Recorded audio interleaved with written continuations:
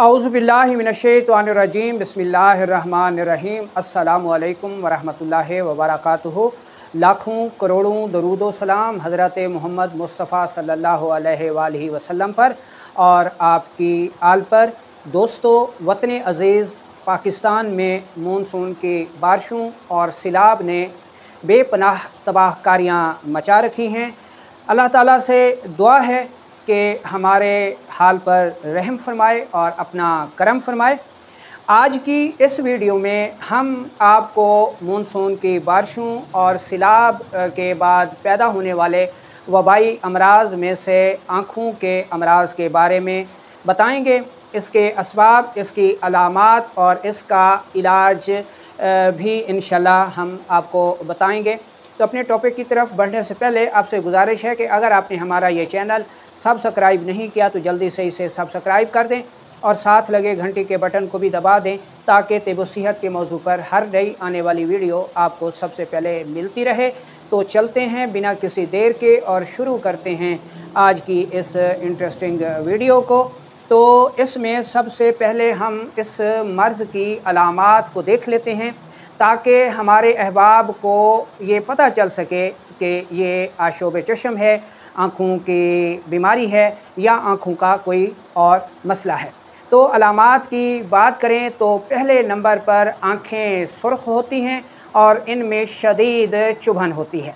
दूसरे नंबर पर आँखों से पीपदार पानी का अखराज होता है। तीसरे नंबर पर आँखों में शदीद ख़ारिश और जलन होती है। चौथे नंबर पर रोशनी बर्दाश्त नहीं होती और पाँचवें नंबर की अलामत ये है कि जब इंसान सुबह उठता है तो उसकी आँखें पीप से चिपकी हुई होती हैं और ये सूरत हाल बच्चों में बहुत ज़्यादा पाई जाती है। ये तो हो गई अलामात। अब हम इस मर्ज़ के असबाब पर नज़र डालते हैं। तो मानसून की बारिशों और सैलाबी सूरत हाल के बाद इस पानी में चूँकि गंदगी शामिल हो जाती है तो इसकी वजह से जरासीम और वायरस पैदा होकर आँखों में इन्फेक्शन का सबब बनते हैं। दूसरे नंबर पर आँखों को गंदे हाथों से मसलना या फिर गंदे कपड़े से या रुमाल से या टिश्यू पेपर से आँखों को साफ़ करना या फिर किसी मुतासरा शख्स के इस्तेमाल की गई ऐनक या फिर मुतासरा आँख को साफ़ किए गए कपड़े से आँखों को साफ़ करने से ये मर्ज़ जो है वो एक शख्स से दूसरे शख्स में मुंतकिल हो जाता है। ये हो गए इस मर्ज़ के असबाब। अब हम चंद एहतियाती तदाबीर आपको बता देते हैं। पहले नंबर पर कोशिश करें कि साफ़ पानी से आँखों को दिन में 4 से 5 मरतबा खूब अच्छी तरह धोएं। दूसरे नंबर पर आँखों को साफ़ मलमल के कपड़े से साफ़ करें। ख़राब तौलिया, ख़राब रुमाल इस्तेमाल ना करें। ये हो गई इसकी एहतियाती तदाबीर। अब हम चलते हैं इसके असूल इलाज की तरफ। तो इसमें सबसे पहले आपने ये कहवा इस्तेमाल करना है।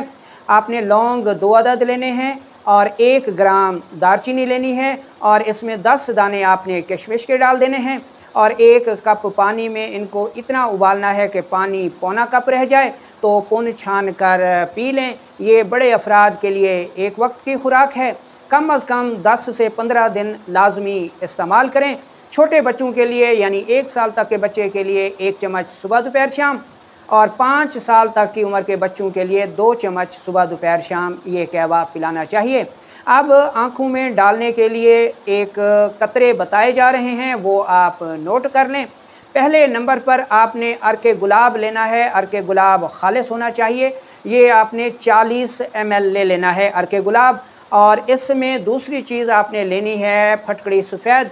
ये 1 ग्राम लेनी है। 1 ग्राम फटकड़ी सफ़ेद को इंतहाई बारीक पाउडर करके अर्के गुलाब में डाल दें और किसी साफ़ प्लास्टिक वाले शीशी में 1 दिन के लिए रख दें। दूसरे दिन इस महलूल को साफ़ मलमल के कपड़े से या फिर किसी फ़िल्टर पेपर से इसको फ़िल्टर करके किसी साफ़ प्लास्टिक के ड्रापर में डाल के रख लें। 2 कतरे सुबह दोपहर शाम इस्तेमाल करें। बच्चों को 1 कतरा सुबह दोपहर शाम इस्तेमाल करें। कम अज़ कम ये कतरे भी आपने 10 से 15 दिन लाजमी इस्तेमाल करने हैं।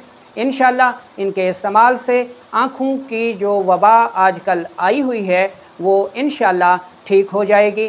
दुआओं में याद रखिएगा।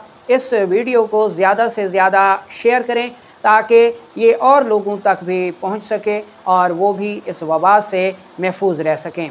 अच्छा, इसमें एक और बात जहन में रख लें कि वो लोग जो अभी तक इस मर्ज़ से महफूज हैं, वो इस मर्ज़ से बचने के लिए ये कहवा और कतरे इस्तेमाल करें। उनके लिए 10 दिन इनका इस्तेमाल काफ़ी है। इंशाअल्लाह उनको ये मसला होगा ही नहीं।